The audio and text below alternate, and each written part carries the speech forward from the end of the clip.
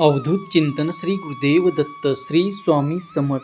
स्वामी भक्तांनी कुठल्याही नकारात्मक घटनेत अडकू नये म्हणून स्वामी महाराज सतत प्रेरणा देतात आणि ते प्रेरणा देण्याचं एक छोटंसं माध्यम म्हणजे हे स्वामी संदेश असतात.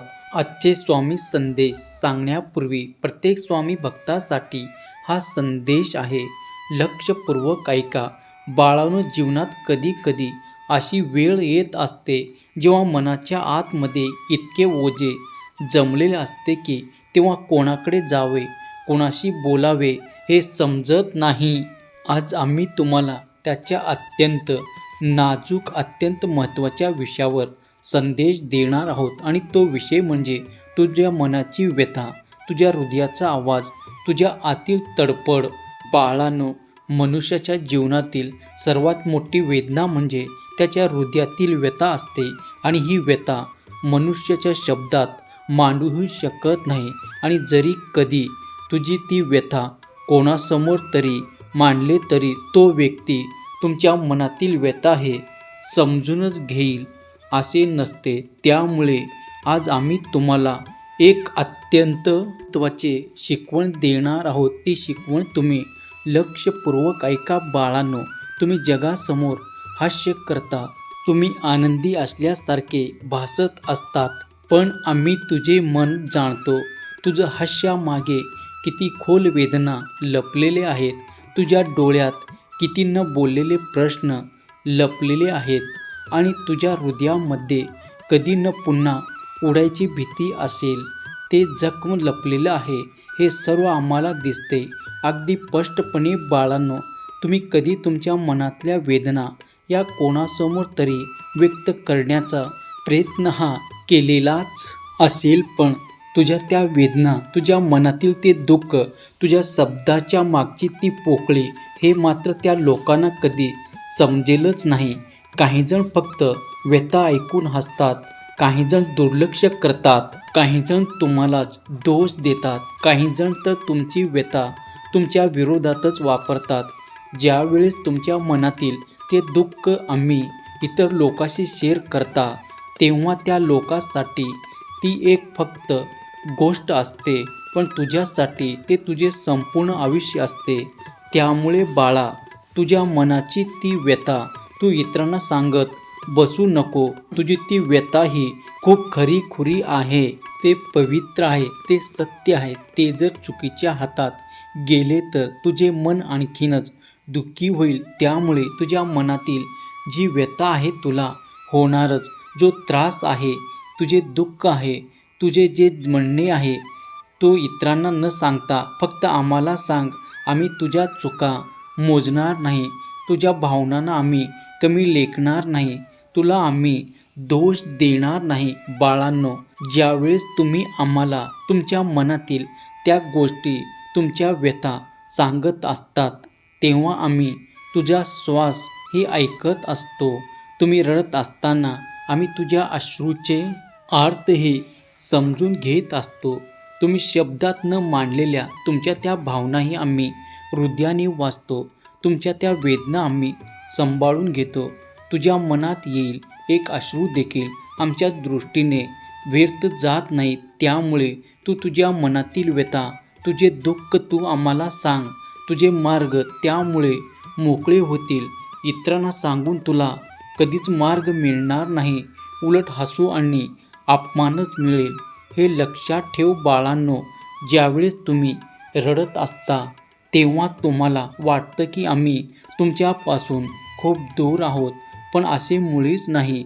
नेहमी तुझ्या जवळ असतो. ज्यावेळेस तुम्ही रात्री उशिरा एकटेच रडत असता ते तुमचे रडणे कोणीही ऐकत नाही, ते कोणालाही समजत नाही. त्यावेळेस सर्व जग शांत झोपलेलं असते, पण आम्ही तुझ्या शांत रडण्यात तुझ्या जवळच, तुझ्या उशाशी आम्ही बसलेला असतो. तुझ्या उशीमध्ये मुरलेला तो एक अश्रू तो आमच्या हृदयात जमा होतो.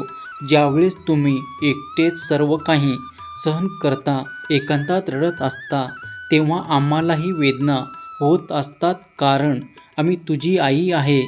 ज्यावेळेस तुम्हाला वेदना होतात त्यावेळेस तुमच्या आईलाही त्या वेदना होत असतात. त्यामुळे बाळा, स्वतःला कधीच एकटं समजू नकोस. तुझी आई नेहमी तुझ्या सोबतच आहे. तुझ्या सर्व व्यथा या आम्हाला समजतात. मुळी तुझे मन तू फक्त तुझ्या या आईजवळ मोकळे कर. तुला मार्गही मिळेल आणि तुझे मनही शांत होऊन जाईल. काळजी करू नकोस. तुझ्या या आईचा आशीर्वाद आणि साथ नेहमी तुझ्या सोबतच आहे. सर्व काही तुझे चांगले करू. काळजी करू नकोस. बाळा, तुझ्या या आईवर जर खरंच प्रेम असेल तर स्वामी माऊली लिहायला विसरू नकोस. बाळांनो, ज्यावेळेस तुम्ही तुमचे मन आमच्या समोर मोकळे करता तेव्हा तुमच्या मार्गातील दगड एक एक करून आम्ही हटवायला सुरुवात करतो. तुझ्याकडे मार्ग आम्ही पाठवायला सुरुवात करतो. हा मार्ग कधी एखाद्या अनोळखी व्यक्तीच्या मदतीच्या माध्यमातून मिळेल किंवा कधी अचानक मिळालेल्या संधीमधून मिळेल किंवा कधी तुमच्या मनात आलेल्या बरोबर निर्माण यातून तुला मार्ग मिळेल, तर कधी एखाद्या प्रेरणादायक वाक्यातून तुला मार्ग मिळेल किंवा कधी तुझे अश्रू थांबल्यावर येणाऱ्या त्या शांततेतून तुला मार्ग दिसेल. फक्त तुझे त्याकडे लक्ष असले पाहिजे. बाळा, जग तुला कितीही त्रास देऊ दे, पण मी तुझ्या पाठीशी नेहमीच उभा आहे. जेव्हा तुझ्या आयुष्यातील जे लोक तुझ्या वेदनेचा गैरवापर करत असतात, जेव्हा तुला वाटतं की मी कोणाला सांगू, कोणाकडे जाऊ, कोण माझे ऐकून घेईल, पण बाळा, तू आमच्यावर पूर्ण विश्वास ठेव. आम्ही सर्व काही ऐकत असतो. तू काळजी करू नकोस. ज्यावेळेस जगावरचा विश्वास तुटतो तेव्हा आमच्यावरचा विश्वास हा आणखीन मजबूत बनत असतो. ज्यावेळेस तुम्ही तुमचे दुःख आम्हाला सांगता त्या क्षणी तुमचे आयुष्य बदलायला सुरुवात होत असते, कारण त्यावेळेस तुम्ही तुमच्या त्रासाला आवाज दिलेला असतो आणि आम्ही तुमच्या त्या त्रासाला दिशा दिलेली असते. तू तुझे ओझे आमच्याकडे दिलेलं आहे, ते आम्ही उचलून घेतलेलं आहे. त्यावेळेस तुम्ही तुमचे मन आमच्याजवळ मोकळे करता तेव्हा आम्ही तुमच्या मनात प्रकाश भरतो. आमची शक्ती तुमच्या जीवनामध्ये उतरते.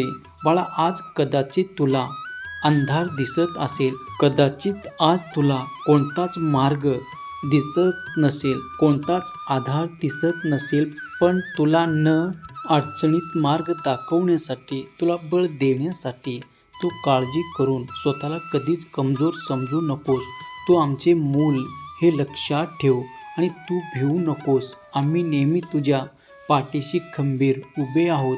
तुला मार्ग नक्कीच मिळणार. त्यामुळे बाळा, तुझ्या मनाची व्यथाही तू कोणालाही सांगू नको.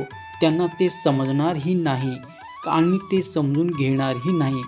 पण तुझ्या प्रत्येक अश्रू, तुझ्या प्रत्येक विचार, तुझे प्रत्येक वेदना ऐकण्यासाठी तू आमच्या चरणावरती तू ठेव.